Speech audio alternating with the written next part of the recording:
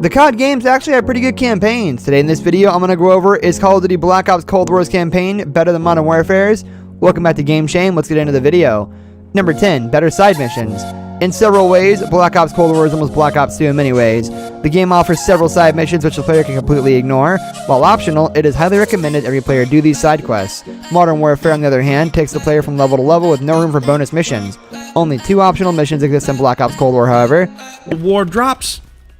Look at the way I outplayed this guy. Oh. Number 9, worse, shorter.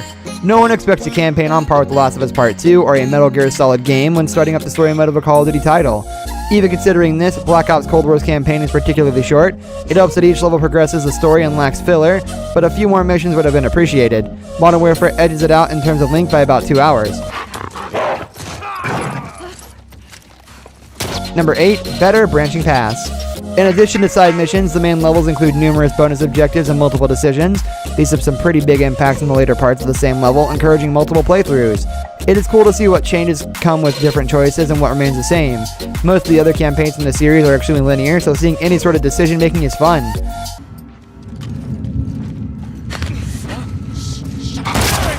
Number 7, worse, slower paced.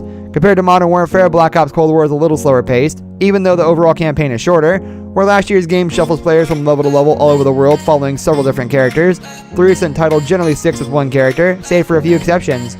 Additionally, a hub area gives the player some room to breathe and speak to NPCs, not making every moment of gameplay about shooting people. Number 6, better multiple endings. It is worth playing through Modern Warfare several times simply because of how fun the missions are. Black Ops Cold War encourages multiple playthroughs because of the multiple endings.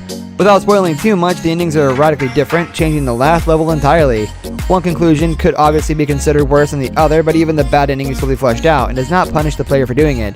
Even if it is morally questionable, then again, the whole nature of Black Ops Cold War is based on moral ambiguity.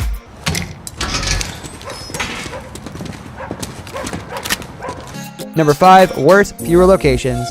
Modern Warfare story mode spans the globe from London to St. Petersburg and several locations in the Middle East.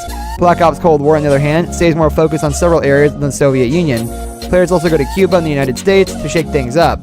This is not necessarily a bad thing, but for those who want a larger variety of locations, Modern Warfare takes the cake. Number 4, better licensed music. Licensed music always helps better immerse players in an atmosphere or setting. Black Ops Cold War mainly takes place in the early 80s with a flashback to the 1968 year. Several popular songs are used to both help hype players up for the game and to help the time period feel more realistic. Those who know the classic tunes like Billy Squier's The Stroke or Steppenwolf's Magic Carpet Ride will be extremely pleased to hear them ring out loud during missions. Number 3, worse, shooting isn't as tight.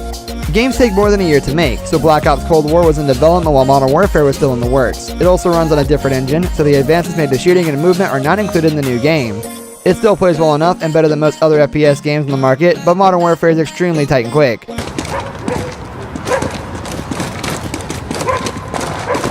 Number 2, better, is a sequel and not a reboot. In some ways, it was a positive thing for Modern Warfare to reboot the franchise. It grounds the action and story after the original trilogy's conclusion left the world in a drastically changed state. On the other hand, it is better for Black Ops Cold War to be a sequel to the original Black Ops than a reboot, since it gives players an opportunity to see their favorite characters again. Stories should always push forward instead of simply pressing the reset button. Look at long-running franchises like Resident Evil, which has been significant changes in the gameplay, but always continues its narrative.